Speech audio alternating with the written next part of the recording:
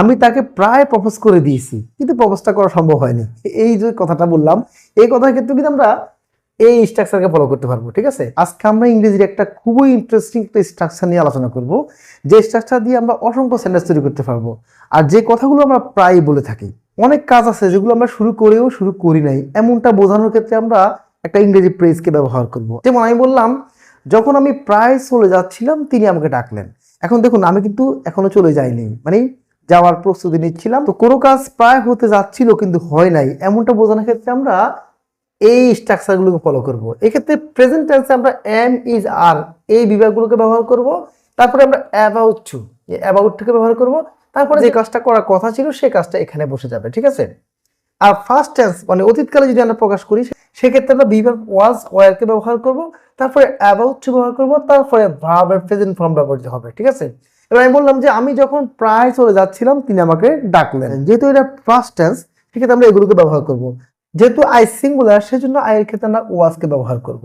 তাহলে হবে when I was about to go, যখন আমি প্রায় চলে যাচ্ছিলাম, he called me, তিনি আমাকে ডাকলেন। ওকে, আমি তাকে প্রায় প্রপোজ করে দিয়েছি, কিন্তু প্রপোজটা করা সম্ভব হয়নি।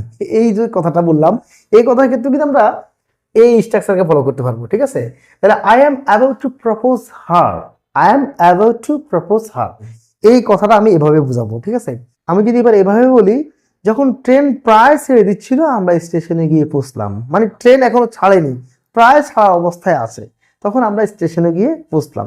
এটা ইংরেজি হবে when the train was about to leave we reached the station, মানে ট্রেন যখন প্রায় ছেড়ে যাচ্ছিল আমরা স্টেশনে গিয়ে পৌঁছলাম। তো এভাবে আমরা আরো অনেক সেন্টেন্স প্র্যাকটিস করতে পারি। যেমন যখন ক্লাস প্রায় শুরু হবে তখন আমি এসেছি, এটা আমরা প্রেজেন্ট টেন্সের স্ট্রাকচার দিয়ে করতে পারি। when the class is about to start we have come, যখন ক্লাস প্রায় শুরু হবে তখন আমরা এসেছি, মানে ক্লাস শুরু হওয়ার আগে আগে আমরা এসেছি, মানে আমাদের এই স্ট্রাকচারগুলো বোঝাবে যে এখনো শুরু হয় নাই, মানে শুরু হওয়ার উপক্রম, ঠিক তখন আমরা এসেছি, এমনটা বোঝাবে। এবার যদি আমি এভাবে বলি, যখন সূর্য প্রায় অস্ত যাচ্ছিল তখন তিনি ফিরে আসলেন, এখানে সূর্য কিন্তু অস্ত যায়নি, মানে অস্ত যাওয়ার উপক্রম, ঠিক তখন তিনি আসলেন। এক্ষেত্রে আমরা কিন্তু এই স্ট্রাকচারকে ফলো করতে পারি। when the sun was about to set, যখন সূর্য প্রায় অস্ত যাচ্ছিল he came back, তিনি ফিরে আসলেন। when the sun was about to set he came back, সে প্রায় কিন্তু ভুলটা করে ফেলছিল, মানে সে কিন্তু এখনো ভুলটা করে নাই, ভুলটা প্রায় করে ফেলছিল। তাহলে এটা ইংরেজি কিভাবে বলবো? এটা বলবো he was about to do the wrong, he was about to do the wrong, সে প্রায় ভুলটা করে ফেলছিল, কিন্তু সৌভাগ্যবশত সেই ভুলটা করেনি।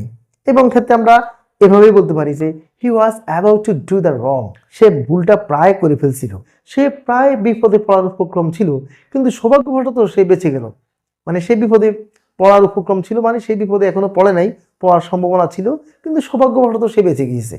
এক্ষেত্রেও কিন্তু আমরা এই স্ট্রাকচারকে ফলো করতে পারি। তো এক্ষেত্রে ইংরেজি হবে he was about to fall in danger। তো এইভাবে আমরা অসংখ্য সেন্টেন্স কিন্তু অ্যাবাউট টুকে ইউজ করে করতে পারবো। তো এইভাবে ইংরেজি রিলেটেড বিভিন্ন ইন্টারেস্টিং ভিডিও পেতে হলে অবশ্যই আমাদের পেজটি ফলো করবেন। আর যদি আমার ভিডিওটি আপনারা ইউটিউব চ্যানেল থেকে দেখে থাকেন তাহলে আমার চ্যানেলটি অবশ্যই সাবস্ক্রাইব করবেন। ধন্যবাদ সবাইকে, আবার পরবর্তী ভিডিওতে দেখা হবে।